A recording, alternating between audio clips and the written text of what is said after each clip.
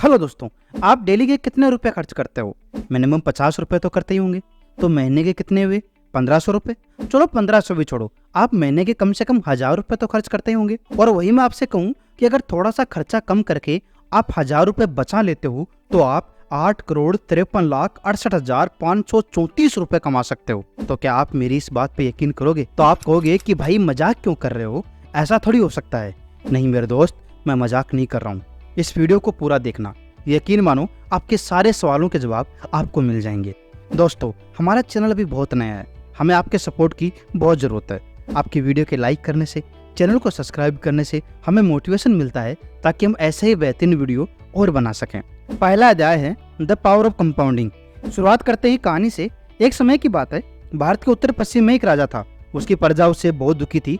वो अपनी प्रजा पर कर पे कर लगाया जा रहा था, लेकिन उसे किसी ने कहा था कि अगर वो साधु संतों का सत्कार सम्मान करेगा तो कोई उसका बाल भी बांका नहीं कर सकता।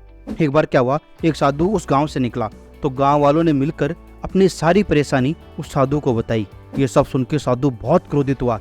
वो गुस्से में राजमहल गया, लेकिन वहां जाकर देखा तो राजा पहले ही उनके सम्मान में खड़ा था। राजा ने उन्हें अपने सिंहासन पर बिठाया और खूब सत्कार किया। ये सब देख के साधु बहुत खुश हुआ और उसने राजा को आशीर्वाद दिया कि वो 7 जन्मों तक राज करेगा। ये सब सुनकर राजा बहुत खुश हुआ और उन्होंने साधु से कहा कि महाराज, मांगो जो तुम्हें मांगना है। ये सब सुन के साधु हंसने लगा और साधु ने राजा से कहा कि राजा, मैं जो मांगूंगा वो तुम नहीं दे पाओगे। यह सुनकर राजा बहुत क्रोधित हुआ और उसने साधु से कहा कि साधु महाराज, आप तो मांगो, आपको जो मांगना है। ऐसा तो क्या है जो मैं नहीं दे सकता? तो साधु ने कहा कि आपके पास में चेस बोर्ड होगा? तो राजा ने कहा क्यों नहीं होगा। उसने अपने मंत्री को बोलकर चेस बोर्ड मंगवाया। साधु ने राजा से कहा कि मुझे और कुछ नहीं चाहिए। इस चेस बोर्ड में जितने खाने हैं, यानी 64 खाने हैं, 64 खानों में पहले खाने में 1 चावल का दाना, दूसरे खाने में 2 चावल के दाने, तीसरे खाने में इसका दुगुना 4 चावल के दाने। इस तरह करके जितने 64 खानों में चावल के दाने आते हैं, बस उतना ही मुझे चावल के दाने दे दो। ये सुनकर राजा जोर से हंसने लगा और कहा, साधु कुछ बड़ा मांगो। तो साधु महाराज भी जोर से हंसने लगे और कहा, राजा आप तो मुझे बस इतना ही दे दो। राजा ने अपने मंत्री को आदेश दिया और कहा, साधु महाराज की इच्छा पूरी की जाए। जैसा कि आपको पता है, चेस बोर्ड में 64 खाने होते हैं। मंत्री ने पहले खाने में 1 चावल का दाना रखा, दूसरे में 2 रखा, तीसरे में 4 रखा। इस तरह करते करते वो 15वें खाने में पहुंचा तो वहां उसने चावल के दाने रखे 16,384। यहाँ तक तो ठीक था, लेकिन जैसे ही वो 25वें खाने को भरने लगा, पूरा खजाना ही खाली हो गया।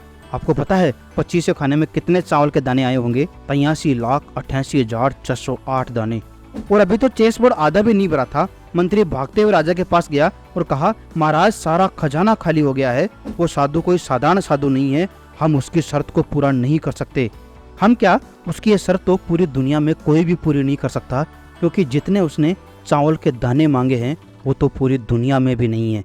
जब ये बात राजा को समझ में आई तो राजा साधु के पैरों में गिर पड़ा और दया की भीख मांगने लगा और साधु से कहने लगा कि महाराज ये सब कैसे हुआ? तब साधु ने राजा को कहा कि राजा, इसे पावर ऑफ कंपाउंडिंग कहते हैं।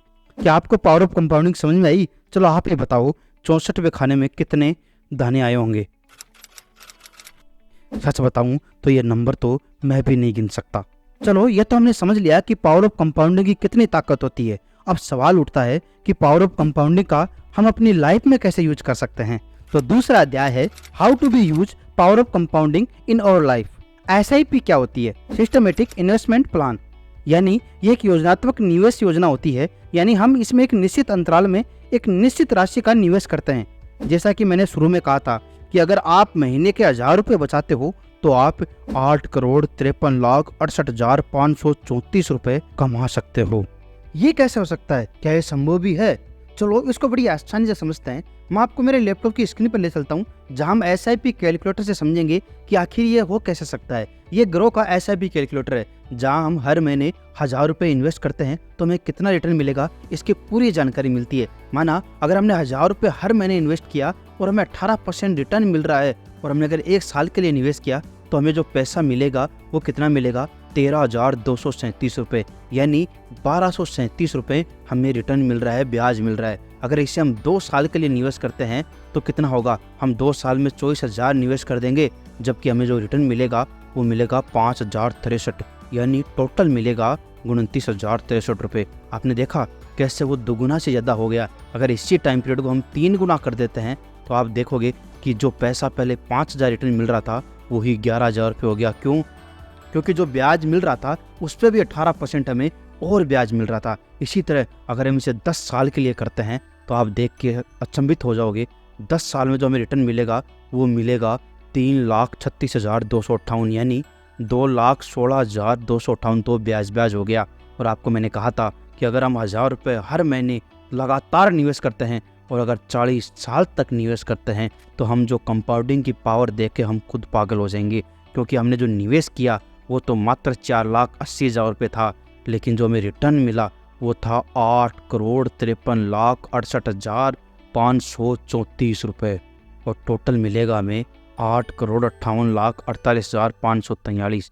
ये है एक्चुअली में पावर ऑफ कंपाउंडिंग। हमने सिर्फ 1,000 रुपये निवेश किया उससे फ़र्क नहीं पड़ता, लेकिन हमने कितने समय तक निवेश किया इससे फ़र्क पड़ता है।